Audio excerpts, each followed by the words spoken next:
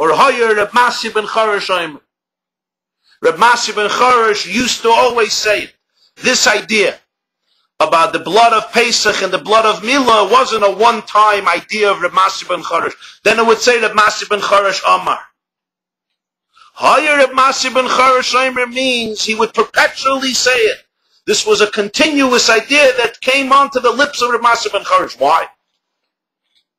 So there's a story that's quoted, that's brought in Yalkut Shimoini Parshas Vayechi in the name of Medrash Afkir.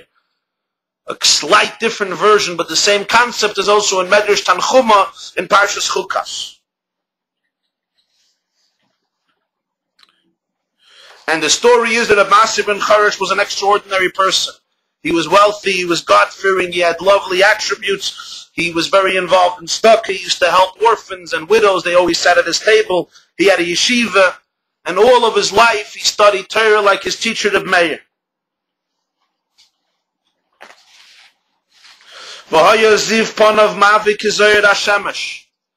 The countenance of his face was glowing to the light of the sun. They said, he never gazed at somebody else's wife. That's how modest and that's how moral he was.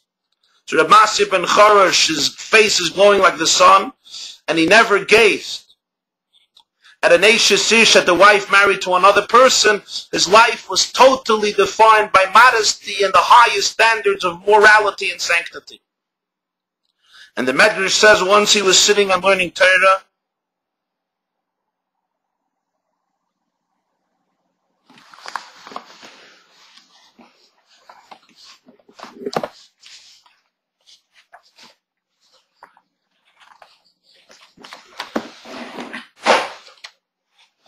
he was sitting and learning Torah, the Masi ben Charash.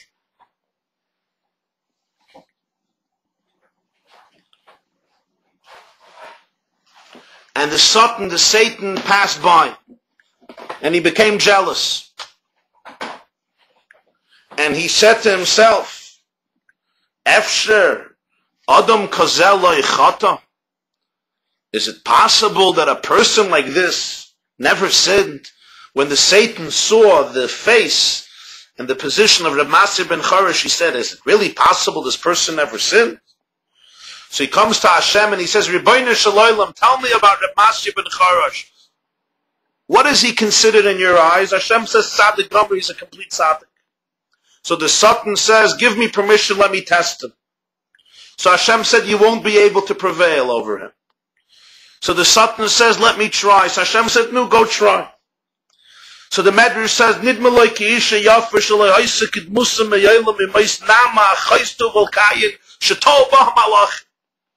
The Satan disguised himself as a beautiful woman, which such beauty did not exist in the world from the days of Nama, the daughter of Tuval Kayin in Parshas Bereshis, that even the angels were morally lost as a result of her beauty. It says the sons of God saw the daughters of man, and as a result of that they fell morally. It was the image, the countenance of Nama, the daughter of Tuval Kayin, and such beauty did not descend on this earth since, till the Satan disguised himself with this beauty and the presence of Reb Masi ben Charash, trying to compel him to sin. And he stands right before him. So Reb Masi ben Charash takes a look, and he sees what he sees. He immediately turns around. So the Satan comes to the left side. So Reb Masi ben Charash turns to the right side. He goes to every side, trying to engage him, trying to compel him, trying to entice him to behave in a promiscuous fashion. Reb Masi ben Charash says, I'm scared. Shema yizgaber alai yitzi v'yachtieni. Maybe my inclination will prevail over me and will cause me to sin. So he calls a student who used to serve him, who was his assistant, and he asked him to bring fire and nails, eish u'masmer, and he brought it to them, v'nostam b'yeinav, and he put them in his eyes, which as a result of that he could not see well. When the Satan sees this, he's overwhelmed, he falls back. Hashem calls the angel Raphael and tells him, go heal Masi ben Charash. The angel comes to Reb Masi ben Charash and he says, who are you? He says, I'm Raphael, God sent me to heal your eyes as a result of the wound you afflicted upon yourself. So the Maaseh ben Choresh says, Hanicheini, leave it alone.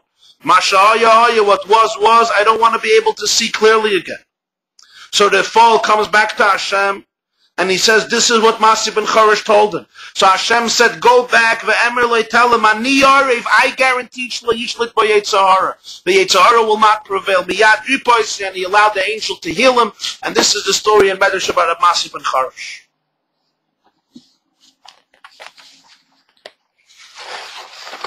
One of the great Kabbalists of the 17th century was the Rameh Mipanu. Reb Menachem Azaria Fanu, a city in Italy. He wrote many Sfarim, including the most famous one is Asarim Amares. He also has a book, Gilgul Neshamas. In that Sefer, the Rameh Mipanu in Gilgul Neshamas, the Rameh Mipanu says something astonishing about the story. And this idea is quoted in Seder HaDeiros by Rabbi Chil Alperin. In Seder HaDeiros, on the entry of Reb Maaseh ben Choresh, he quotes this idea from the Rameh Mipanu. The Rameh Mipanu says that Reb Maaseh ben Choresh was a Gilgul. He was a reincarnation of Yosef HaTzadik, and he was a reincarnation of a man named Palti ben Layish.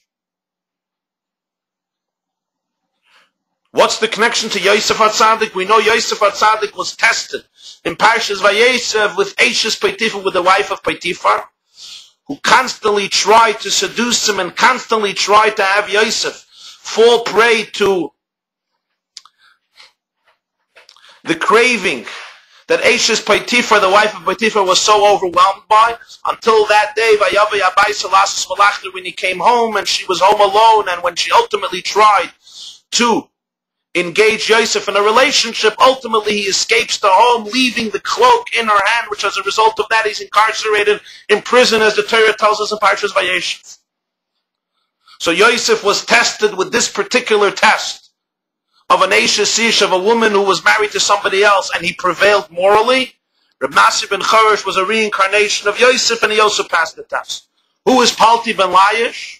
So if you know the Tanakh, you know in Shmuel Aleph Perek Chafei, the pasuk says that Shaul married his daughter Michal, who was a wife of David HaMelech, LePalti ben Layish, to a man named Palti, the son of Layish. After David had to run away from his father-in-law, King Shaul, and he was hiding by the Philistines, Shaul then married his daughter Michal a second time to a second husband, Palti ben Layish. Comes the Gemara in Sanhedrin Daf Yitesamit Beis and tells us what was going on here. There was a big debate halachically between David HaMelech and Shaul. Shaul HaMelech felt that legally, halachically, the marriage between David and his daughter Michal was null and void. The Gemara goes through the whole discussion there why. David HaMelech was of the halachic opinion that the marriage was a valid marriage. When David escaped Shaul, Shaul believed that his daughter was a single woman, and thus he married her to a second husband. From David HaMelech's perspective, she was still married to David. It was a good marriage. She never got a divorce. Palti ben Layish, the second husband, agreed to David HaMelech, and therefore he felt that it's forbidden for him to engage in any relationship with Michal, the daughter of Shaul, because she's already married to another man. And the Gemara says there that Palti ben Layish na'atz cherev beinoy lebeinoh. He etched a sword in the bedroom between his bed and her bed, and he said, he warned himself that if he engages in any immoral relationship with his wife, who is not really his wife because she's married to David, he should stab himself with a sword. Gemara in Sanhedrin Daf Yitesamit Beis. And the Gemara there extols the virtue of Palti ben Layish, saying, you think Yosef was great? You think Boaz was great? They pale in comparison to the moral greatness of Palti ben Layish. Rabbis Bonos Asuchoyel ze Yosef of Boaz, V'at Olis al Kolona ze Palti ben Layish. Sheker Achein ve'Evel HaYofi is Yosef and Boaz, both withstood great moral tests. But Isha Yiras Hashemi Tisal is Palti ben Layish, who for years was married to a woman, Michal bas Shaul, whom he did not engage with physically as a result of knowing that this is not his wife and therefore immoral to engage in such a relationship. Comes the Rameh Mipanu and says in Gilgul Neshamas, Reb Maaseh ben Choresh was a reincarnation of Yosef. He was also a reincarnation of Palti ben Laish. And Palti ben Laish, notwithstanding his tremendous spiritual and moral greatness, unparalleled to what we could imagine, greater than Yosef, greater than Bias, there was still relative to his level a slight error, and that is, he remained married, he remained officially married to her. And the Rameh says that was wrong. He should have not lived with her. In other words, he didn't live with her because he withstood the test. He said, Yidaker b'cherev, as I said before. But even being in one home and looking at her, he shouldn't have done divrei harav, divrei hatalmud, divrei mitzrayim. True, the king of Israel, King Saul, demanded it. But divrei harav, he knew that halachically she's married to David HaMelech, he should have left. And since Reb Masya ben Chorosh was a reincarnation of Palti ben Laish, and the only slight spiritual error relative to his level was that he gazed at the woman that did not belong to him, that was not married to him. In other words, he derived energy and he derived hana, pleasure, from gazing at the beautiful image of Michal, the daughter of Shaul, even though she was not his wife. So Reb Masya ben Chorosh wanted to atone for that. That when the Satan came disguised as a beautiful woman, he almost blinded himself not to see, as a result of that, mending and fixing the subtle spiritual flaw of Palti ben Laish. That's what the Rameh Panu writes in the Seder Adoides quotes. But here there's two questions on the story, two major questions on the story. Number one, and this is a question that the Ben Ish Chai, Rabbi Yosef Chaim of Baghdad, asks in Parshas V'Eschanan, a big question. If you see the Medrash says that when the Satan looked at Reb Masya ben Chorosh learning, he says to himself, Adam kazeh lo chata. Is it really possible that such a person didn't sin? He asks Hashem, what's your opinion about Reb Masya? Hashem says, it's tzaddik gomer. So the Ben Ish Chai says, so why is the Satan surprised that such a person didn't sin? If there is a person who doesn't sin, it's a tzaddik gomer. Since Hashem says that he's a tzaddik gomer, it's appropriate that this is a person who didn't sin. But it seems like the Satan was surprised. Is it really possible that such a person didn't sin? It doesn't make sense. Such a person must have sinned. Why? He's a tzaddik gomer. He didn't sin.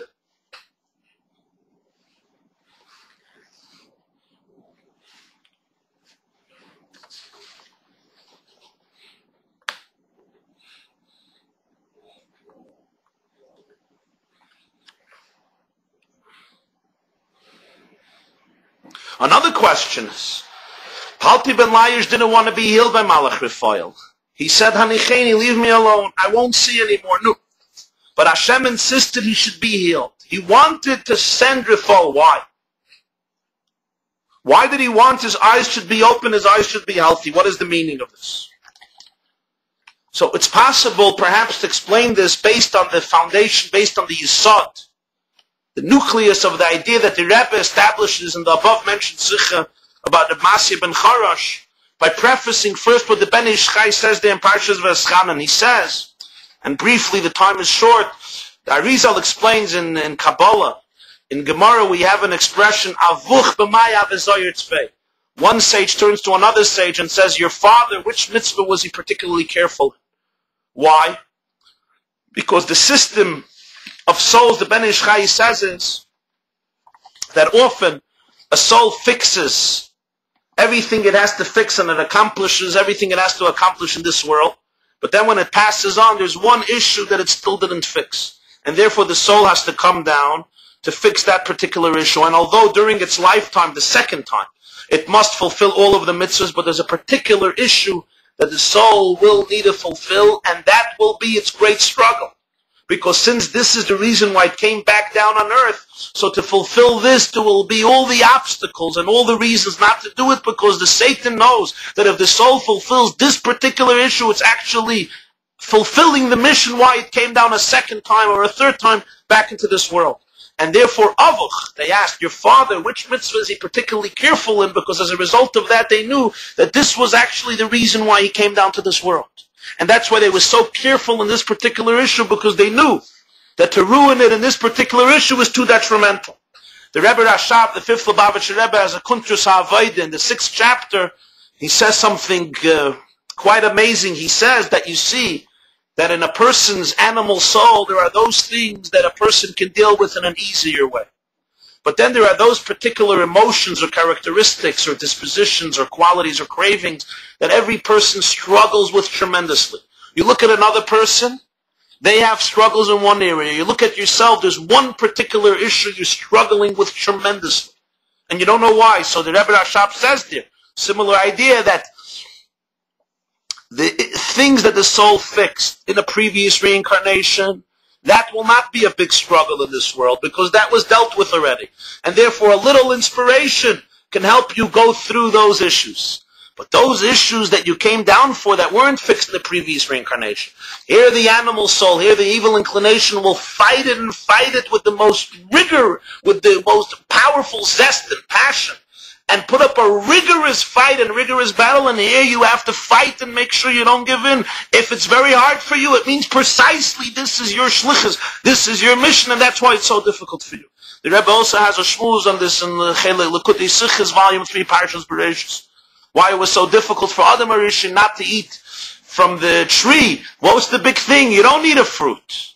Eat something else. You have a million trees. The answer is because since this was it, this was the mission. So therefore, all the strength that the Satan could muster up in order to fight him and create the tremendous craving to eat it, he did, and Adam HaRishon fell through. That's what the Satan meant. Adam kazel lo chata. If in a previous reincarnation, this was his nisayon, and it's a difficult one, I don't believe it's really possible that Rabbi Yossi ben Charash won't fall again, because this is difficult. Since the Satan realized how careful he was with looking at something he shouldn't look at, since the Satan realized how profoundly sensitive Rabbi Yossi ben Charash was to engage in anything that can introduce the slightest element of immorality or promiscuity to his life, Rabbi Yossi ben Charash he was totally careful, totally sensitive. The Satan saw that, he understood. This was his Gilgal. This is why his neshama came down, and that's why he's so careful with this. If so, I don't believe he never sinned, because this is something very, very difficult. This is something very, very challenging. That's why the Gemara extols Palti ben Yair so greatly. If this is the case, if this is what he has to fix, that means it's not fixed, especially such a thing which is so difficult, because the test that is connected to elements of intimacy, the nisayon that is connected to the test of Yosef HaTzadik, is one of the most difficult, if not the most difficult moral challenge a man has in life. So therefore, the Satan says, if this is what he has to fix, if this is his weakness, I don't believe that he didn't sin. This is what the Ben Ish Chai explains. And yet, he stood up, and he fought, and he did not fall prey to the impulse. He did not fall prey to the temptation. Now what happens is, since he wants to mend what Palti ben Yair did not mend, perhaps Rabbi Yossi ben Charash thought the best way to do it is, I will deprive myself from the ability to see things clearly. So he wounds and he scars his eyes. That way, he won't be tempted. He won't see. If he won't see, he won't be overwhelmed by the temptation, which comes naturally to him. This is what he has to fix. He won't be tempted anymore. But Hashem does not want that. Why doesn't Hashem want that? He sends back the angel to heal him. Because the objective of human life is not to separate oneself from the world and separate oneself from reality.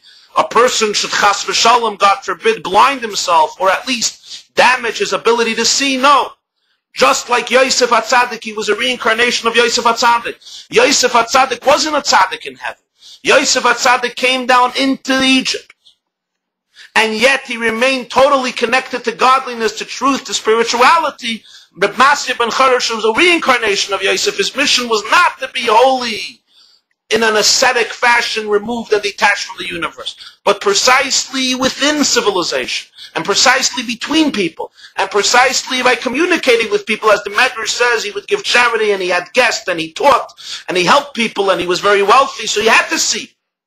And precisely in that condition, he still remains connected to the soul and does not fall prey to the ultimate superficial instincts in life that can overwhelm us very powerfully and take us away from the right path. But ultimately they are superficial because they are a betrayal against the inner spiritual core and a moral soul of a human being. According to this, we understand why he made a yeshiva in Rome. He didn't just make a yeshiva in Rome because he didn't want to compete with his brothers in Eretz Yisrael and compel people to go to Rome. But rather he made a yeshiva in Rome, to quote the Rebbe, he wanted to comfort his students.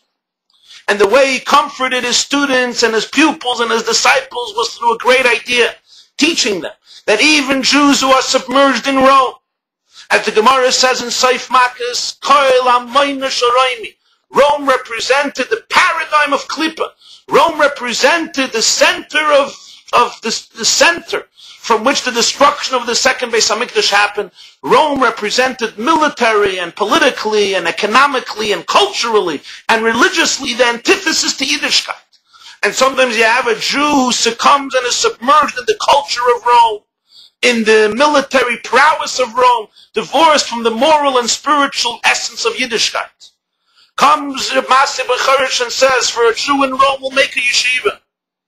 And Jews in Rome will also have a yeshiva. In Rome we'll create a Makom Torah. In Rome we will create a center of Torah to transform Kol HaMoina Sharaimi, to transform the negative force of Rome into Torah, to allow even a Jew submerged in Rome, knowing he has a yeshiva there, a haven where he can come back home. And not only that, Reb Masya ben Charash taught something even greater. That for redemption to happen, we need to deal with the Jews in Rome. The Jews in the level of Eroim and Arya who stripped from mitzvahs and is in Rome, and you could say, forget about them. Let us create a safe spiritual haven in the Holy Land, and that's where we'll build yeshivas, and that's where we'll create a Torah revolution. Reb Masya ben Charash Haya Omer. He would always say, Eflekt Keseder Zogen. He always used to tell, he always spoke to his Talmidim and said, you want to bring redemption? Redemption needs all Jews. We're all brothers, we're all sisters. Redemption has to encompass all of Klal Yisrael, so we have to go to Rome and make a yeshiva in Rome and help them find their path back to their soul and their God by giving them Torah, by giving them mitzvahs. That's how redemption can happen. And this suits beautifully with the fact that he's a reincarnation of Yosef. What was the difference between Yosef HaTzadik and his brothers? His brothers were shepherds, isolated in the Holy Land of Israel. Yosef HaTzadik descended into the moral, depraved Egypt, which was the Rome of its day. And he became the prime minister of the land. Vehem lo yikiru, nobody recognized him. We discussed Parshas Vayigash, that nobody can understand and appreciate the greatness of Yosef HaTzadik. And he was tested there with what? With the wife of Potiphar. And precisely through that he reached the greatest levels. And not only that, he saved his whole family and the whole world. So today also the Jew who is in Rome needs to know, even though he's in Rome and he's tested with all the tests physically, geographically, or emotionally, every person knows themselves that they sometimes are in a position where they're in Rome, spiritually speaking, in a very negative state. They should know Reb Masya ben Charash has a yeshiva for them, that dafke there they have a mission to transcend their tests, and that will allow them to reach their greatest spiritual level, so there's no need to fall into despair from the fact that the person is overwhelmed by temptations or by addictions that can schlep them down to the moral depravity of Rome, because precisely there they have the power to transcend it and remain loyal to their soul. As a result of them putting up a fight for their soul, Hashem will allow them to create a yeshiva where they will transcend. And not only that, as a result of that, of dealing with those people, the redemption can happen. And therefore, Rashi quotes Reb Masya ben Charash's name. The Jewish people would have been liberated because of the oath to Avram Avinu. However, it would have been a very incomplete liberation, because what about all of those who were stripped and all of those who were exposed spiritually? They needed to be fixed as well. So Reb Masya ben Charash is the one who says this. His name tells us Reb Masya made a yeshiva in Rome. Why did he make a yeshiva in Rome? Because he learned from the story in the Medrash that you need eyes. You don't run away from the world, you have to transform the world. You have the power to take Rome and transform it into a Makom Torah, and the same is true within every person themselves. Their part, which is stripped from mitzvahs, will it be redeemed or will it not be redeemed? The oath is a powerful oath. but the oath is an oath from above. But those people who are not vessels for it remain in exile, or the part of you that is not a vessel for it remains in exile. So therefore, Reb Masya ben Chorosh taught you have to go to Rome and deal with the Jew in Rome and bring them into the yeshiva. Tachas kanfei hashchina. So he explains why in Mitzrayim the oath was not enough, but you also had to have the two mitzvahs, because his life was a living example of that. He didn't remain in Eretz Yisrael. He came down to Rome to deal with those Jews, because if you want a complete redemption that will encompass those Jews as well, you need to go to Rome. And how do you do it? Reb Masya ben Chorosh taught his students through two things: Milah and Pesach. The Rebbe explains in Lekutei Sichos Chelek Gimel Vayigash, Milah, a bris, comes to sublimate the lowest part of the human body. Yisoid, Siyume V'Gufa Ois Bris Kodesh. The lowest part of the body, not only physically, I mean morally and spiritually and so on and so forth. With the greatest tests, the bris comes to sublimate that. Pesach came to sublimate a sheep, and what type of sheep? The idolatry of Egypt. As a result of Yosef HaTzadik, which Reb Masya ben Chorosh was a reincarnation of Yosef HaTzadik, together with the power of Pesach and the power of Milah, which is the power of Yosef HaTzadik, the Jew has a power to sublimate even Rome, to take out himself from a position of Eirim ve'Eria. And this Reb Masya ben Chorosh learned from the commandment of Hashem to him through Malach Rafal that his eyes must remain open. This is also a great chizuk the Rebbe concludes for our generation. Yud Shvat next week is the yard site of the previous Lubavitcher Rebbe, the Friedrich Rebbe, whose name was Yosef, who passed away Shabbos Parshas Bo in the morning. And his whole life he lived precisely in cities like Rome, in large cities, large civilizations, and encouraged and empowered his pupils and disciples and his students, as the Rebbe put it, to go out to Rome and find Jews who are deprived of Yiddishkeit and of spirituality and give them the mitzvahs. Why? Because this redemption will be a redemption in which not one Jew will remain in exile. And in order, since not one Jew will remain in exile, to be able to allow every Jew to be redeemed, he wanted that we should search out every single Jew and give him at least one mitzvah, so that he shouldn't remain stripped without clothes. And on this depends the redemption of all of the Jewish people, B'Karev Mamash. Rabbi Jacobson for the shiur. I believe the conference call on the phone gets bumped off pretty soon, but the question and answer session will be able to be viewed on the internet at COL. If anybody has any questions or had questions during the shiur that sent them in, Rabbi Jacobson will address them now.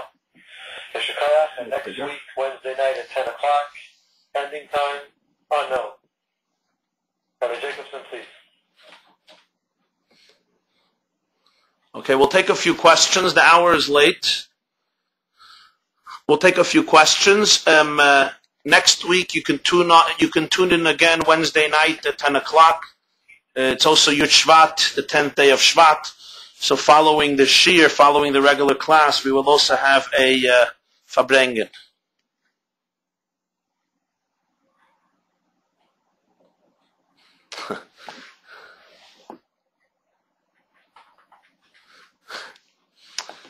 You're asking, since Reb Masya ben Chorosh was a tzaddik gomor, as Hashem told the Satan, why would he have any temptation at all?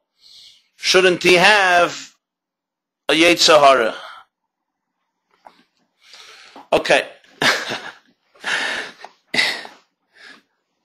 First of all, you have to be sure that tzaddik gomor in Medrash is the same tzaddik gomor, the definition of the Alter Rebbe in Tanya. It may not be the same definition.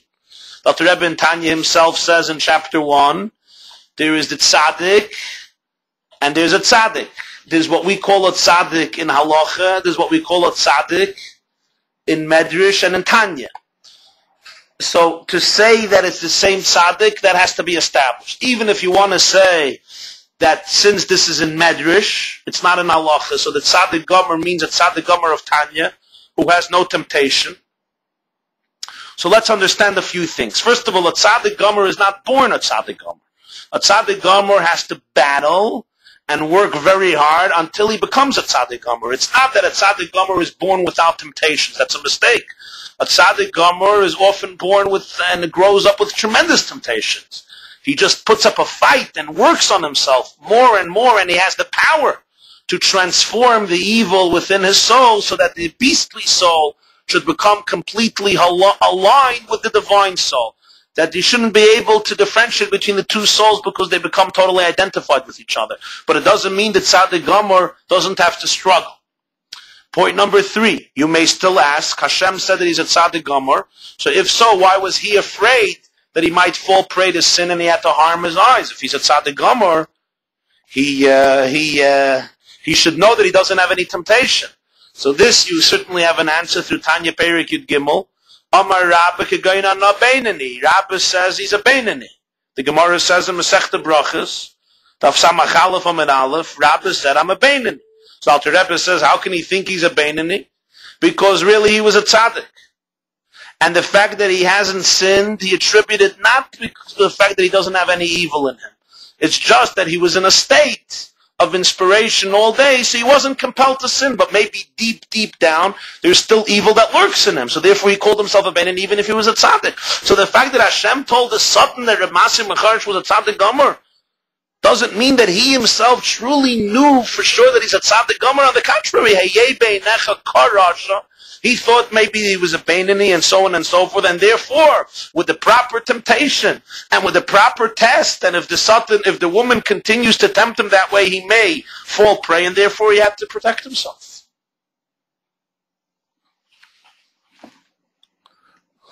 We'll take another question.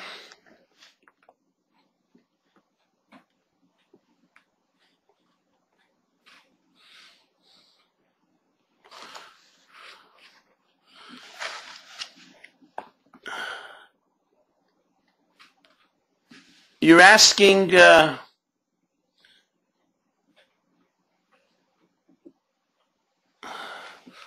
do we learn the Mechilta itself? We explained Rashi, who juxtaposes the two explanations of the Mechilta. How do we learn it in the Mechilta itself? That's a good question. The Mefarshim discuss it. There are various interpretations. Let me give the one given by the Maskil of David. He says that Reb Masih ben Charash's answer is that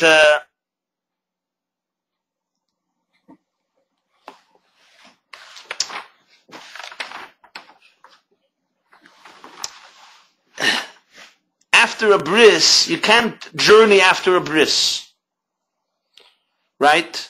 We learned already by Moshe Rabbeinu that he was traveling to Mitzrayim, so he didn't want to circumcise his child because you have to wait. You have to wait a few days. We learned in Parshas Vayishlach that when the Shechem circumcised themselves on the 3rd day, it was painful. When Avram Avinu circumcised himself, Hashem came to visit him on the 3rd day. It's painful. So you have to wait a few days. So they say that the Jews couldn't circumcise themselves Erev Pesach and then leave the next day. It's impossible. It's unnatural. It's very dangerous. So you have to give them 4 days. So therefore, they circumcised themselves on Yud Nisan, on the 10th of Nisan. And he wanted the two bloods to come together, Dam Pesach and Dam Milah. So therefore, they acquired the lamb the same day they circumcised themselves, because they couldn't wait to the 14th to circumcise themselves. So therefore, they had to acquire the lamb that day so that the two bloods should come together, Dam Pesach and Dam Milah, because the bris was that day. And then they waited a few days and they slaughtered the lamb and they went out of Egypt. They went out of Egypt. Now, obviously, there were those who already had a bris before. Those who didn't have a bris before, according to this interpretation, they circumcised themselves on Yud. That's how one Mefarish, the Maskil David, explains Reb Masih ben Charash. Reb Masih ben Charash says, since there was Dam Pesach and Dam Milah and they had to be together, therefore they acquired the lamb 4 days earlier. He says it in Rashi too. To say it in Rashi, however, is very difficult because Rashi says that the Dam Milah was together with Dam Pesach, Mizbaiseses b'damayich Dam Pesach and Dam Milah, which was on the 14th day. Because Rashi says that you had the two bloods mixing together. And you didn't have blood of Pesach on the 10th. The blood of Pesach you only had on the 14th. That means Rashi meant that they circumcised themselves also on the 14th. And Rashi also says, Shemalu ba'isai halayla. They circumcised themselves that night. So to say he meant the night of the 10th is difficult. Literally, he meant the night of Yetzias Mitzrayim, the night of Pesach. So therefore, in Rashi, one needs a different interpretation. Besides, when you read Rashi, you see clearly Rashi brings the second opinion of Rebbe Elazar HaKapar. In the first, which means Rashi is learning the Mechilta, he's doing with the Mechilta something else.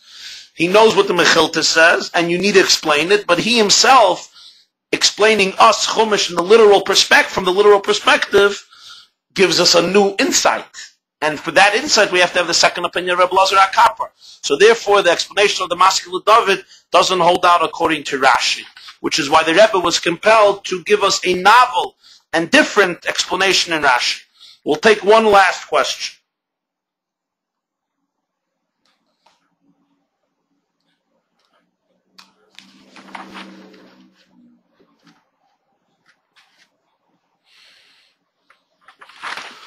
How did I answer the question why he left Eretz Yisrael and made a yeshiva in Rome and he rent his clothes? If he's renting his clothes and tearing his clothes, why is he having students move to Rome? Well, this was the main idea of what we were trying to say, that Rabbi Yossi ben Charash felt that his mission is to reach out to the Jew who is in the level of Roimi and everything that represents and create a yeshiva there. And tell his students that they shouldn't be upset about being there. On the contrary, this is the special mission of Yosef, whom he was a reincarnation, to go into Mitzrayim and reveal godliness in Egypt.